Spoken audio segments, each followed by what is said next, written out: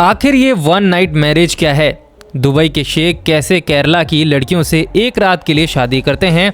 इसकी शुरुआत कब और कैसे हुई? एक रात की शादी निभाने के बाद उन लड़कियों का क्या होता है? आज के इस वीडियो में इस सवाल का जवाब आपको मिल जाएगा।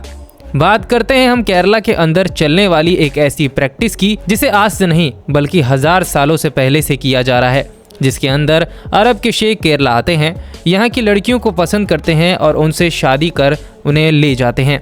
फिर मन भर जाने के बाद कभी उन्हें छोड़ देते हैं।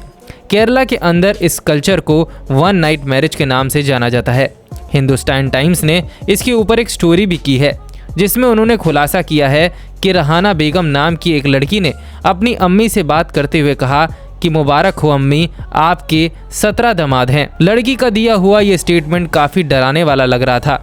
दरअसल लड़की गरीब परिवार से थी। उसके पिता का नाम रियाजुद्दीन था, जो एक ऑटो ड्राइवर थे। जाहिर सी बात है कि इस परिवार को अपनी रोजी रोटी चलाने के लिए पैसों की ज़रूरत पड़ती होगी और मेहनत भी काफ़ी करनी पड़ती होगी। ऐसे में रिहाना की शादी की चिंता भी उन्हें बहुत ज़्यादा सता रही थी। लेकिन एक दिन किसी आदमी ने उनसे कहा कि कोई शेख तुम्हारी लड़की से शादी करना चाहता है और वह दहेज लेने की जगह आपको उल्टा दहेज देगा, जिसे मुस्लिम कल्चर में महर के नाम से जाना जाता है।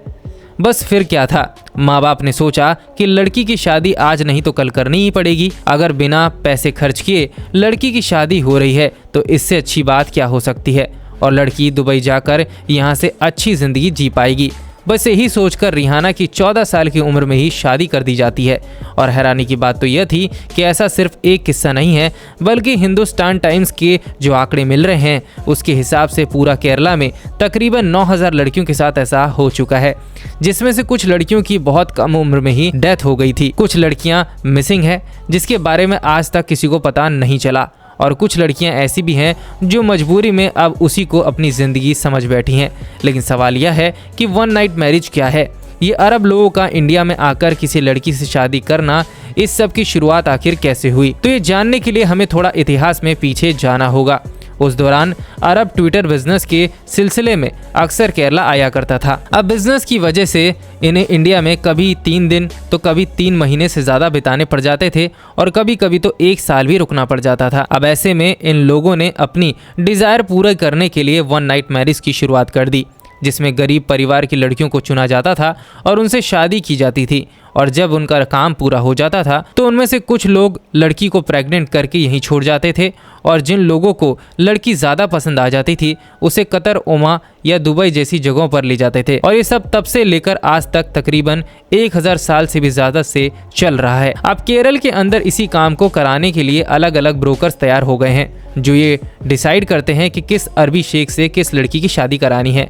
यानी अगर कोई शेख बहुत ज़्यादा अमीर नहीं है तो उसके लिए गरीब लड़की ढूंढ दी जाती है और उसको चॉइस भी कम दी जाती है। जबकि जिन अरबी लड़कों के पास बहुत ज़्यादा पैसा होता है उनके पास लड़की चुनने का मौका होता है। वो अपनी पसंद की लड़की चुन सकते हैं और पसंद आने के बाद वो ब्रोकर को बता सकते हैं कि उन्हें ये लड़की पसंद आ गई है, जिसके बाद ब्रोकर लड़की के माँ बाप को मनाने के लिए अलग अलग तरह के काम करता है।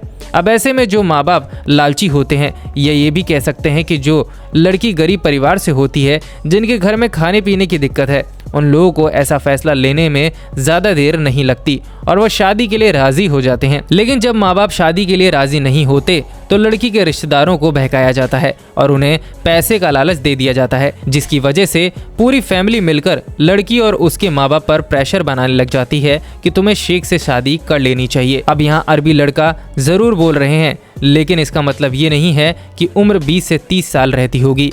कई बार तो ऐसा भी होता है कि 55 साल के आदमी की शादी 14 से 15 साल की लड़की से करा दी जाती है। ऐसा भी नहीं कि ये लोग जितने पैसे लड़की के परिवार वालों को देते हैं वो सीधा उन तक पहुंच जाता है, क्योंकि उनके बीच में आज ब्रोकर बैठे हुए हैं जो उन पैसों का 1/4 हिस्सा ही लड़की के घर वालों तक पहुँचाते हैं। जाहिर सी बात है, अनाथ आश्रम में अगर कोई लड़की रह रही होगी और उससे कहा जाता है कि उनकी शादी एक ऐसे आदमी से की जा रही है जिसके पास बहुत सारा पैसा है, महंगी महंगी गाड़ियां हैं, एक आलीशान बंगला है, तो ये सब सुनने के बाद वो लड़की खुश ही हो जाएगी, क्योंकि उसने अपनी ज़िंदगी में बहुत सी परेशानियां देखी होंगी।